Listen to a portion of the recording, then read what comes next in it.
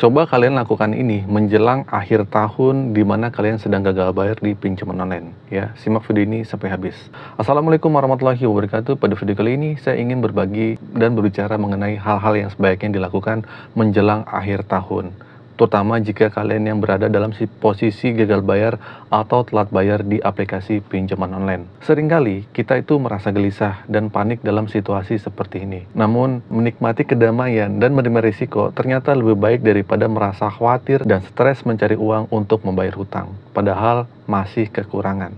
Meskipun terdengar sederhana, pesan ini seharusnya dipahami dan dirasakan dengan sungguh-sungguh. Nah, berusaha untuk berdamai dan menerima risiko jauh lebih baik daripada terus memikirkan cara mencari uang untuk membayar hutang di akhir tahun ini. Nah, di sini saya ulang ya teman-teman. Mencoba untuk berdamai dan ikhlas terhadap segala risiko yang akan datang akan membuat hidup itu akan menjadi lebih baik. Dengan sikap positif dan fokus memperbaiki kehidupan, insya Allah masalah hutang pasti akan teratasi.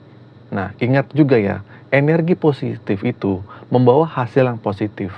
Semoga teman-teman dapat merasakan ketenangan hidup dan yakin bahwa hutang akan terlunasi. Kenapa orang yang mengalami masalah dengan pinjaman online seringkali merasa stres?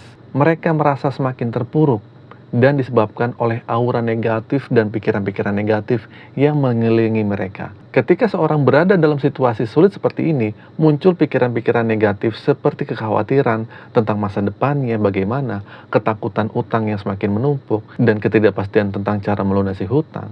Semua hal ini dapat menarik energi negatif lebih banyak lagi. Jadi, saat berada dalam kondisi sulit, bukan hanya mencari penghasilan tambahan yang sulit, bahkan tidur pun bisa menjadi sulit. Fokus pada mencari pekerjaan sampingan atau penghasilan tambahan menjadi lebih sulit karena beban pikirannya itu negatif. Ya.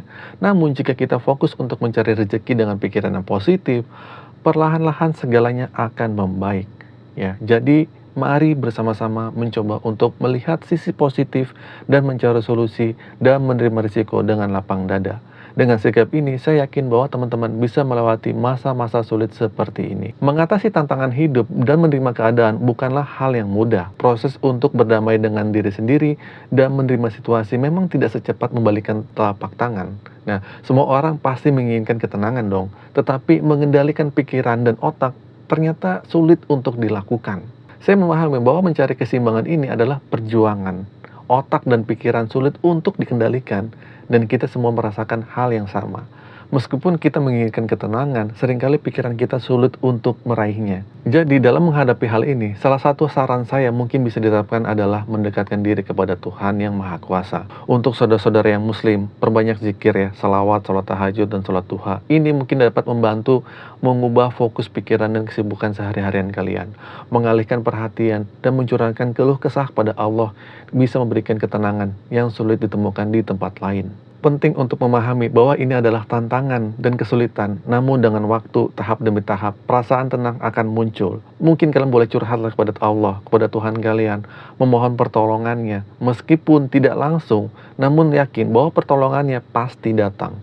Walaupun mungkin masih ada rasa ragu, ketakutan, seringkali berjalannya waktu, hati kita itu akan merasa semakin tenang. Dan masalah seperti hutang di akhir tahun tidak lagi menjadi beban yang berat.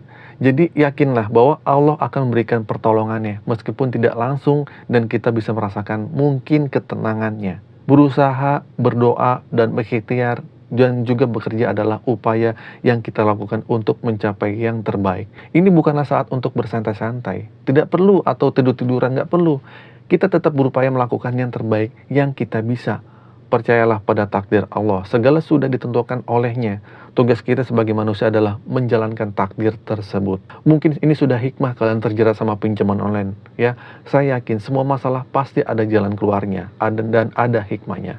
Salah satu tantangan terbesar adalah melatih dan mengendalikan pikiran kita agar tidak terlatih oleh hal-hal yang negatif atau ketakutan yang mungkin tidak pasti. Ini adalah pekerjaan rumah yang sangat sulit, tetapi sangat penting. Jadi gitu teman-teman ya, untuk kalian di tahun baru ke depan, tetap semangat. Semoga tahun baru ke depannya bisa lebih baik. Dan apapun resolusi di tahun ke depannya, di tahun 2024 bisa terrealisasi. Kalian bisa lunas pinjol, kalian bisa terlepas dari gagal bayar ini, dan benar-benar lepas dari semua jeratan pinjaman online. Saya juga mendoakan semoga di tahun ke depan kalian bisa lebih kuat lagi dan tetap semangat. Mohon maaf jika ada kesalahan kata. Terima kasih atas perhatiannya. Semoga informasi ini bermanfaat. Akhir kata dari saya, Assalamualaikum warahmatullahi wabarakatuh.